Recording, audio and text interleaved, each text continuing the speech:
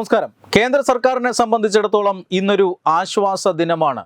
ജമ്മു കാശ്മീരിലെ അവസാനഘട്ട തെരഞ്ഞെടുപ്പും കഴിഞ്ഞ ദിവസത്തോടുകൂടി അവസാനിച്ചിരിക്കുന്നു. സെപ്റ്റംബർ മാസം 18-ാം തീയതിയും 25-ാം തീയതിയും ഒക്ടോബർ 1-നുമായിരുന്നു 3 ഘട്ടങ്ങളിലായി ജമ്മു കാശ്മീരിൽ തിരഞ്ഞെടുപ്പ് നേരത്തെ ആസൂത്രണം ചെയ്തതുപോലെ തന്നെ എല്ലാ ഘട്ടങ്ങളിലും നന്നായി തന്നെ കാര്യങ്ങൾ നടന്നു. ഒരു കല്ലേറ് പോലും ഉണ്ടാകാതെ ജമ്മു കാശ്മീർ തിരഞ്ഞെടുപ്പ് ശുഭ പര്യവസാനിയായി തീർന്നു എന്നുള്ളത് കേന്ദ്ര സർക്കാരിനെ സംബന്ധിച്ചിടത്തോളം ഒരാശ്വാസമാണ്. അങ്ങനെ എങ്ങനെയെങ്കിലും അല്ല ജമ്മു കാശ്മീർ തിരഞ്ഞെടുപ്പ് അവസാനിച്ചത്. ജമ്മു കാശ്മീരിൽ ഏതാണ്ട് 4 പാർട്ടികൾ 4 ഭാഗത്തു നിന്നുമുള്ള മത്സരം ഉണ്ടായി. വളരെ വ്യക്തമായ മത്സരം ഉണ്ടായി എന്നുള്ളതാണ്. ഏതെങ്കിലും ഒരു പാർട്ടിയുടെ വ്യക്തമായ ഭൂരിപക്ഷത്തോടു കൂടിയുള്ള അല്ലെങ്കിൽ ഒരു ഏകാധിപത്യ രീതിയിലുള്ള തിരഞ്ഞെടുപ്പൊന്നുമായിരുന്നില്ല. അവിടെ BJP ഒരു ഭാഗത്ത് മത്സരിക്കുന്നുണ്ട്, മറുഭാഗത്ത് PDP മത്സരിക്കുന്നുണ്ട്.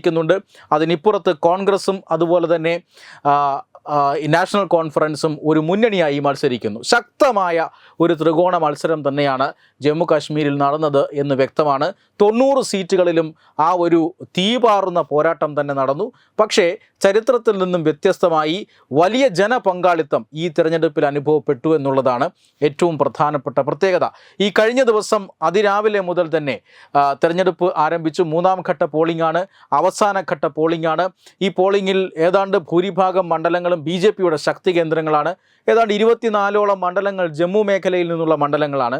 അവിടെ BJPക്ക് സ്വാധീനം വളരെയധികം കൂടുതലാണ്. ഈ മേഖലകളിലാണ് പ്രധാനമായും കഴിഞ്ഞ ദിവസം തെരഞ്ഞെടുപ്പ് നടന്നത്. ഇവിടെയെല്ലാം സമാധാനപരമായി തന്നെ പോളിംഗ് അവസാനിച്ചുവെന്ന് മാത്രമല്ല, വളരെ മെച്ചപ്പെട്ട, ഇതുവരെ ആദ്യ 2 ഘട്ടങ്ങളിൽ നിന്നും വളരെയധികം മെച്ചപ്പെട്ട ഒരു തെരഞ്ഞെടുപ്പ് ശതമാനമാണ് കഴിഞ്ഞ ദിവസം, അല്ലെങ്കിൽ പൊതുജന പങ്കാളിത്തമാണ് 3-ാം ഘട്ടത്തിൽ ഉണ്ടായത്.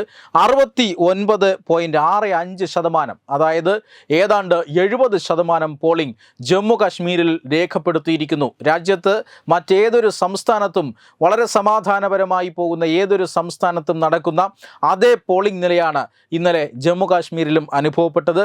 70% പോളിംഗ് ആണ് ഇന്നലത്തെ 3-ാം ഘട്ട തെരഞ്ഞെടുപ്പിൽ നടന്നത് എന്ന് ഇപ്പോൾ അല്പസമയം മുമ്പ് തെരഞ്ഞെടുപ്പ് കമ്മീഷൻ്റെ കണക്ക് പുറത്തു വന്നിട്ടുണ്ട്. 40 സീറ്റുകളിലാണ് മത്സരം നടന്നത്. ആകെ 90 സീറ്റുകളിലായിരുന്നു.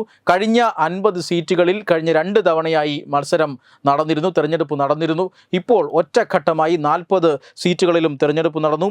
7 ജില്ലകളിലായിട്ടാണ് ഈ 40 മണ്ഡലങ്ങൾ വ്യാപിച്ച് കിടന്നത്. ഇവിടെ 415 സ്ഥാനാർത്ഥികളാണ് ജനവിധി തേടിയത്. ഈ കഴിഞ്ഞ സെപ്റ്റംബർ മാസം 18-നും 25-നും 1-ാം ഘട്ട 2-ാം ഘട്ട തെരഞ്ഞെടുപ്പുകൾ ജമ്മു കാശ്മീരിൽ പൂർത്തിയായിരുന്നു. 1-ാം ഘട്ട തെരഞ്ഞെടുപ്പിൽ 61% പോളിംഗ് എങ്കിൽ 2-ാം ഘട്ട തെരഞ്ഞെടുപ്പിൽ 57.3% പോളിംഗ്.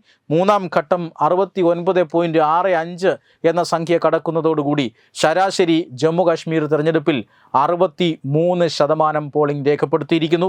ഇത് തീർച്ചയായും വലിയൊരു വിജയം തന്നെയാണ്. ജമ്മു കാശ്മീർ പോലുള്ള 1990-കൾ മുതൽ അവിടെ ഇസ്ലാമിക ഭീകരവാദത്തിൻ്റെ തിക്തഫലങ്ങൾ അനുഭവപ്പെടുന്ന, അല്ലെങ്കിൽ ഇസ്ലാമിക ഭീകര സംഘടനകൾ കൈയടക്കി വച്ചിരുന്ന, അവിടെ ജനാധിപത്യപരമായ ഒരു തെരഞ്ഞെടുപ്പോ മറ്റോ കൃത്യമായി നടപ്പാക്കാൻ അനുവദിക്കാതിരുന്ന, വലിയ രീതിയിൽ തെരഞ്ഞെടുപ്പ് ബഹിഷ്കരണ ആഹ്വാനങ്ങൾ നടന്നിരുന്ന ഒരു സംസ്ഥാനത്താണ് ഇപ്പോൾ 63% ശരാശരി പോളിംഗ് ശതമാനത്തോടുകൂടി 3 ഘട്ടങ്ങളും അവസാനിക്കുന്നത്. 90 മണ്ഡലങ്ങളിലാണ് മത്സരം നടന്നത്. ബാക്കിയുള്ള സീറ്റുകൾ പാക് അധീന കശ്മീരിൽ നിന്നുള്ള പ്രതിനിധികൾക്കായി മാറ്റിവെച്ചിരിക്കുകയാണ്. ഇപ്പോൾ സാങ്കേതികമായി മത്സരം നടത്താൻ കഴിയുന്നത് 90 സീറ്റുകളിലേക്കാണ്. ഈ സീറ്റുകളിലാണ് ഇപ്പോൾ മത്സരം പൂർത്തിയായത്. ഇതോടെ ജമ്മു കാശ്മീർ തെരഞ്ഞെടുപ്പ് അവസാനിച്ചിരിക്കുന്നു. എടുത്തു പറയേണ്ട ഒരു കാര്യം, തെരഞ്ഞെടുപ്പ് ബഹിഷ്കരണ ആഹ്വാനങ്ങൾ ഉണ്ടായില്ല, തീവ്രവാദ സംഘടനകളുടെ ഭീഷണികൾ ഉണ്ടായില്ല, പാകിസ്ഥാൻ്റെ വിരട്ടലുണ്ടായില്ല. മാത്രമല്ല, വലിയ തോതിൽ ജനങ്ങൾ നേരിട്ട് പോളിംഗ് ബൂത്തിലേക്ക് എത്തി ഇന്ത്യൻ ജനാധിപത്യത്തിൽ സംവിധാനത്തിൽ പങ്കെടുക്കുകയും അവർ ഭയരഹിതരായി, ചരിത്രത്തിലാദ്യമായി 90-കൾക്ക് ശേഷം ജമ്മു കാശ്മീരിൽ ഭയരഹിതരായി പൗരന്മാർ വോട്ട് ചെയ്യുകയും ചെയ്തു എന്നുള്ളതാണ്. എന്തായാലും എല്ലാ രാഷ്ട്രീയ പാർട്ടികൾക്കും അവരവരുടേതായ കണക്കുകൂട്ടലുകളുണ്ട്. കോൺഗ്രസും നാഷണൽ കോൺഫറൻസും കോൺഫറൻസും ഒരുമിച്ച് ഒരു മുന്നണിയായി മത്സരിക്കുകയാണ്. കഴിഞ്ഞ ലോക്സഭാ തെരഞ്ഞെടുപ്പിൽ BJPക്കൊപ്പം തന്നെ 2 സീറ്റുകൾ നാഷണൽ കോൺഫറൻസ് നേടിയിരുന്നു. അതുകൊണ്ട് തന്നെ നാഷണൽ കോൺഫറൻസ് ഒരു പ്രബലമായ ശക്തിയാണ് എന്ന് എല്ലാവരും വിശ്വസിക്കുന്നുണ്ട്. കോൺഗ്രസും നാഷണൽ കോൺഫറൻസും ചേർന്ന് ഒരു മുന്നണിയായി അവിടെ മത്സരിക്കുന്നുണ്ട്. അവരുടെ രാഷ്ട്രീയ നിലപാടുകൾ, അവരുടെ ആ നിലപാടുകളിലെ വൈരുദ്ധ്യം, ഇതെല്ലാം പിന്നീട് ചർച്ചയാകേണ്ട കാര്യമാണ്. പക്ഷേ BJP മറുഭാഗത്ത് ദേശീയതയുടെ ഒരു ചിഹ്നമായി BJP മറുഭാഗത്ത് മത്സരിക്കുന്നുണ്ട്.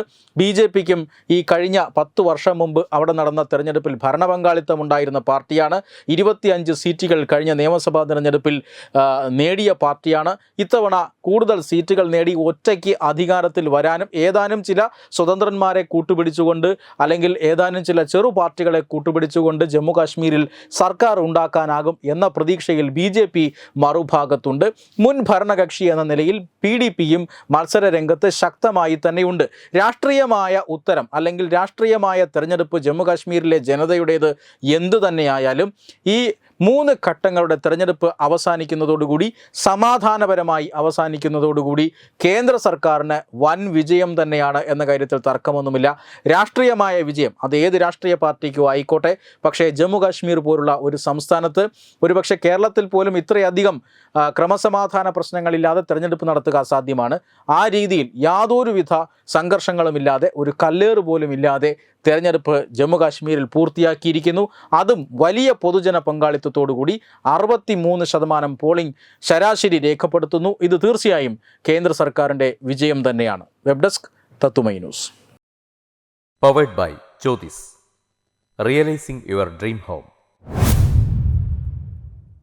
Our ongoing luxury apartments projects are Crown near Karivattam, The Square near UST Global, White Manor near Aattugal Ambalathara, and Evergreens Luxury Villas near Tirumala.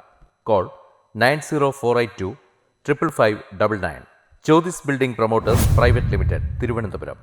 Balaramapuram Sultana ജ്വല്ലറിയുടെ ഓണം ഓഫർ. ഏതൊരു പർച്ചേസിനും ഓണപ്പുടവ സമ്മാനം, ഒപ്പം ഓണക്കിറ്റുകളും. 10 പവന് മുകളിലുള്ള വിവാഹ പർച്ചേസുകൾക്ക് പവന് 5000 രൂപയുടെ കിഴിവും, അതിന് താഴെയുള്ള വിവാഹ പർച്ചേസുകൾക്ക് 3000 രൂപയുടെ കിഴിവും, ഒപ്പം സ്വർണ്ണ നാണയങ്ങളും ഗൃഹോപകരണങ്ങളും സമ്മാനം. പഴയ 916 സ്വർണ്ണാഭരണങ്ങൾ മാറ്റി വാങ്ങുമ്പോൾ വിലയിലോ തൂക്കത്തിലോ വ്യത്യാസം വരാതെ പുതിയ ഡിസൈനിലുള്ള 916 HUID സ്വർണ്ണാഭരണങ്ങൾ മാറ്റി വാങ്ങാൻ സുവർണാവസരം. ഈ ഓണത്തിന് പതിവിലും വ്യത്യസ്തമായി അതിശയിപ്പിക്കുന്ന ഓഫറുകളും ഓണ സമ്മാനങ്ങളുമായി സുൽത്താന ജ്വല്ലറി, മെയിൻ റോഡ്, ബാലരാമപുരം.